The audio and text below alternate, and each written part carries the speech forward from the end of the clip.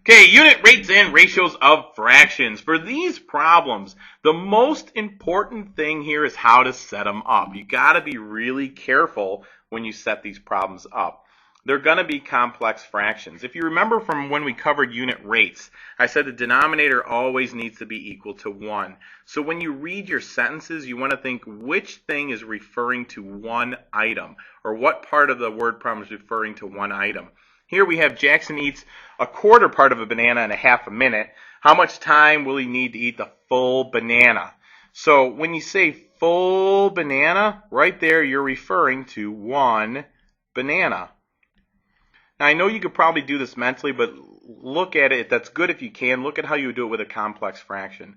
You say eat a full banana, so bananas, this part here, would be in the denominator. That means this is your numerator. So I have 1/2 of a minute and 1/4 part of banana. This is the same thing as division. I have 1/2 divided by 1/4, which is 1/2 times 4 over 1, because you do multiply by the reciprocal.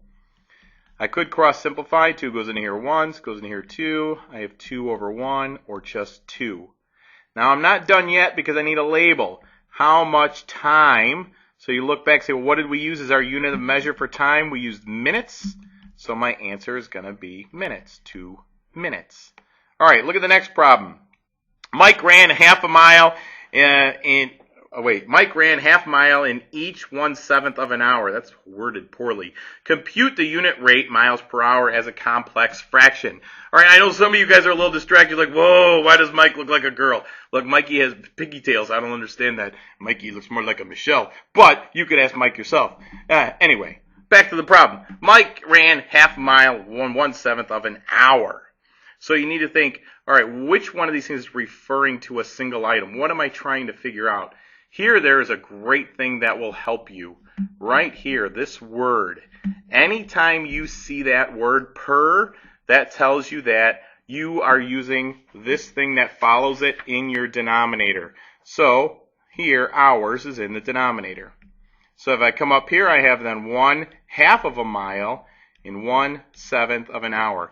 Per means denominator, okay? Great way to think of it.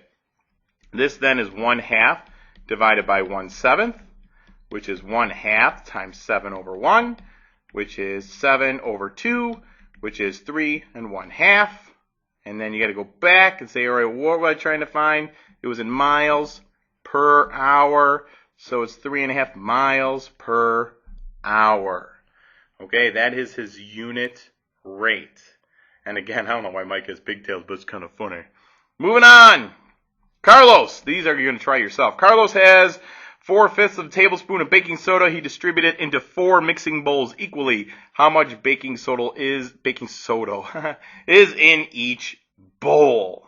Okay, I want you to figure that one out on your own. Pause the video.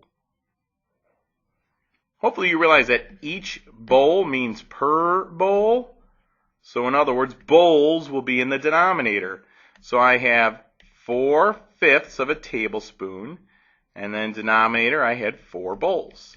This is 4/5 divided by 4. 4 is the same as 4 over 1, which is equal to 4/5 times 1/4. You multiply by the reciprocal. You can cross simplify here, and you have 1/5 as your answer. Now, 1/5 what? Said how much baking soda is in each, so how did we measure it? We measured it in tablespoons, so it'll be 4/5 tablespoons. Isn't tablespoon one word? I don't know why that's 2. Moving on!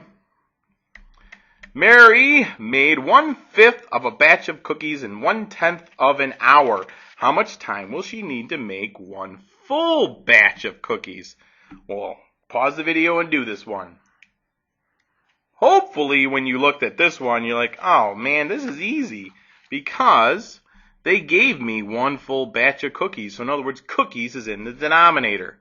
The numerator, then I have 1/10 of an hour. Denominator, 1/5 of the batch. This is equal to 1/10. Equals 1/10 divided by 1/5, which is equal to 1/10 times 5 over 1. I could cross simplify. I was once into here 2. The answer is equal to 1/2. And then it says how much time. So you got to look and say, what units of measure am I using for time? It's hours. So my answer is hour, or 1/2 an hour, or 30 minutes. That is all, my friends. See you.